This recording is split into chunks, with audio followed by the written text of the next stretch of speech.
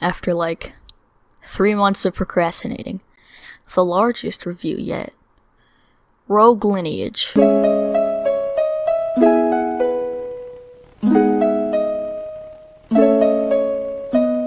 Rogue Lineage is what now? It's a fantasy game with roguelike elements that revolves around a permadeath mechanic, where each of your characters will have a few lives before they die forever. You pass down some pieces of yourself to your heir, who will become your next character. Basically, you spawn as a somewhat random race. Each race has their own perks and disadvantages. You live in a land called Gaia, full of people, mystery, and like 6 monsters. When you spawn in, you have 3 lives. When you lose all 3, that character is gone. Dead. Over. You can choose to go for many different classes, be it a warrior or a mage, to sum it up briefly. Oh yeah, there's magic too.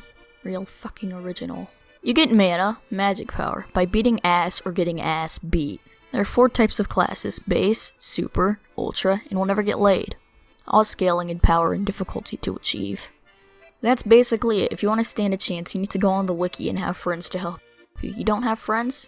Good luck solo progressing. Speaking of progressing, how would you go about that anyways? To sum it up, it's not that good.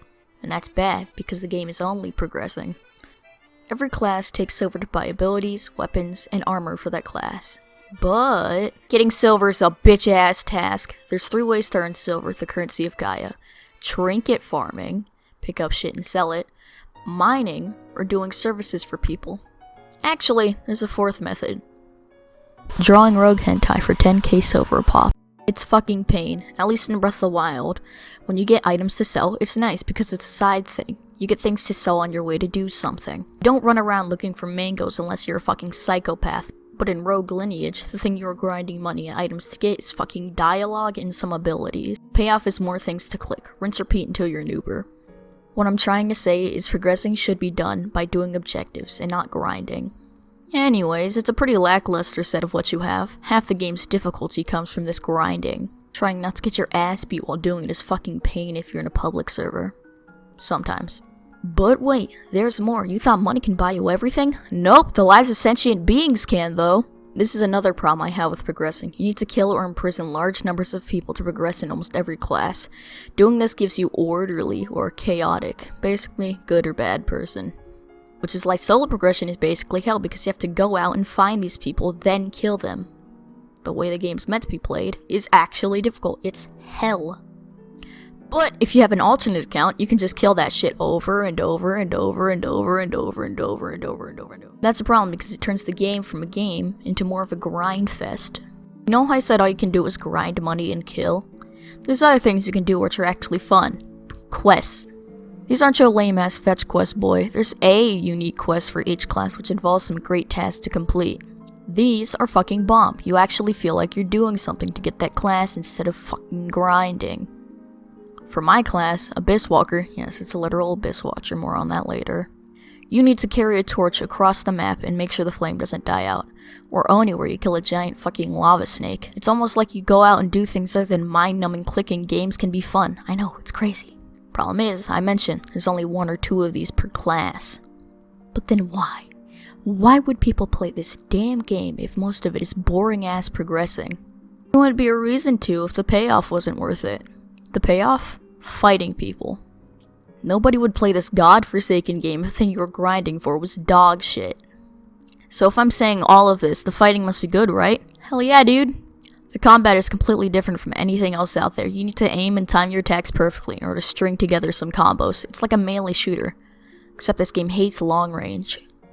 The only problem is the same one Black Magic 2 suffers from. Lag. If you're connecting to a server that's not in your region, shit gets laggy real quick. If only Rogue handled this like Black Magic 2 did, with serverless.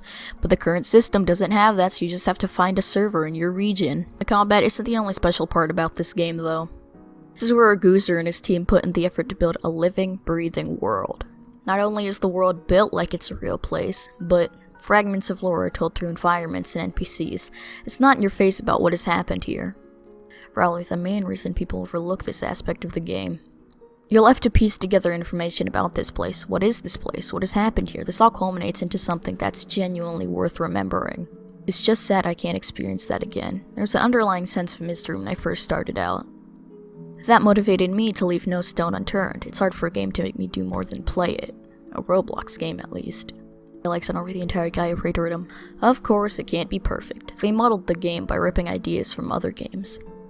Yep, literally took characters from other games and slapped it here.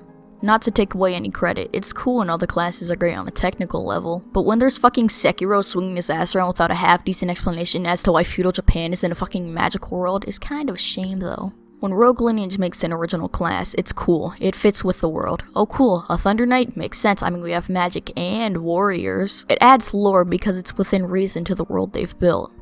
You put in all this time developing a conceivable universe and then you fuck it over. Speaking of ripping ideas, they rip music in Breath of the Wild and RuneScape, if you believe it. It's a Roblox game though, so it doesn't really matter. And before one of you guys writes a string of slurs on me in the comment, I'm gonna call you out on it. The community is toxic ass. Everyone in the community is an actual toddler. They can't take getting killed, but they also can't handle winning like a grown-ass adult. It's not a friendly community. Being new means being trash, and being good means being a tryhard. It seems like they've played Rogue too much that they lost a grip on reality. Insulting their ability is a personal offense, and they will go ape shit. It's like going onto Reddit and saying Elon Musk isn't that cool.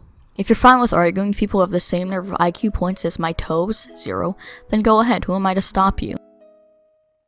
Rogue Lineage is something I can't compare to anything else on the platform. This game is the best I've reviewed so far. It exceeds in both world building and gameplay. If you love fighting games and hidden lore, you have to play Rogue Lineage. As always, if you like the video, like it. If you don't like the video, don't give a shit, like it. I just want to remind you to take everything I just said with a pinch of salt, because my opinion is trash.